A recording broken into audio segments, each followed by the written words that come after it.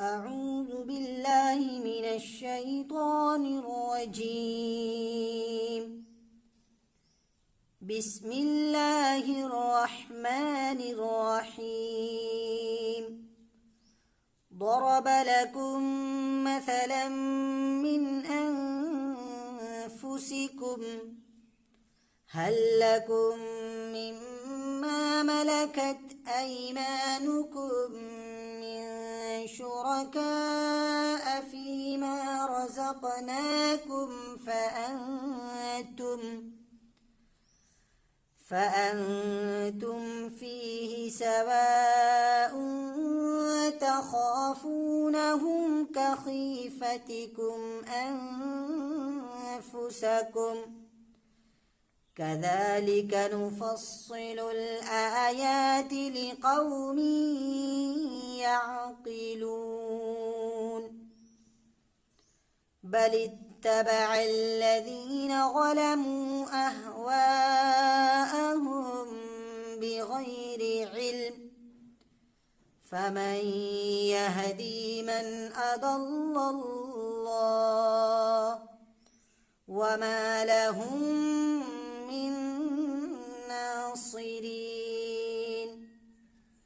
فأقم وجهك للدين حنيفا فطرة الله التي فطر الناس عليها لا تبديل لخلق الله ذلك الدين القيم ولكن أكثر الناس لا يعلمون.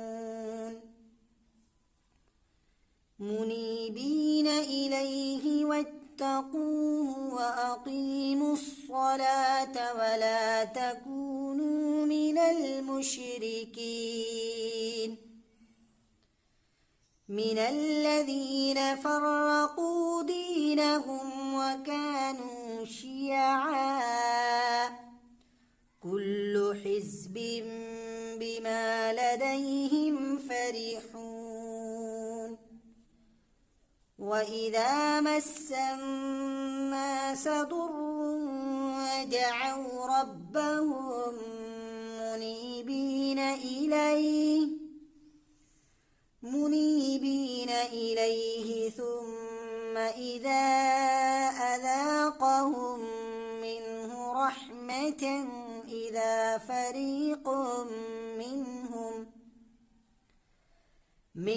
رحمة إذا فريق منهم بربهم يشركون.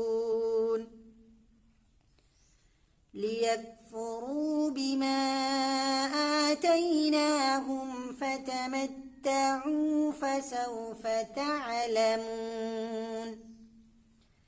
أم أنزلنا عليهم سلطانا فهو يتكلم بما كانوا به يشركون. وإذا أذقنا الناس رحمة فرحوا بها وإن تصبهم سيئة بما قدمت أيديهم إذا هم يقنطون.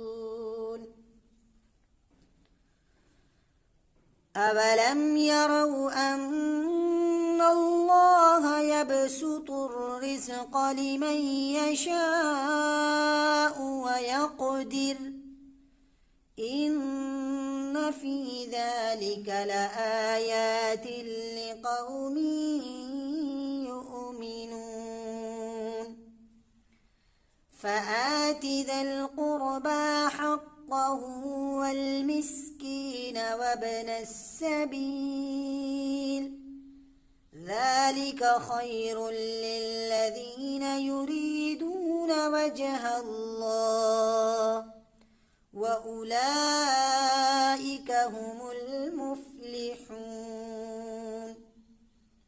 وما آتيتم الربا ليربوا في أموال الناس فلا يربوا عند الله.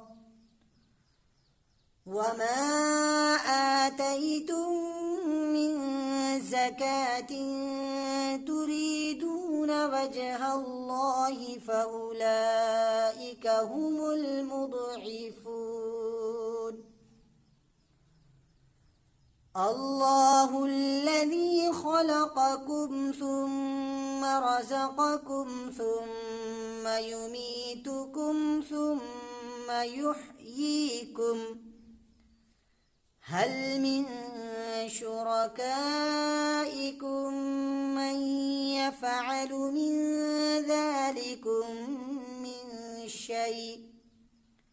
سبحانه وتعالى عما يشركون. صدق الله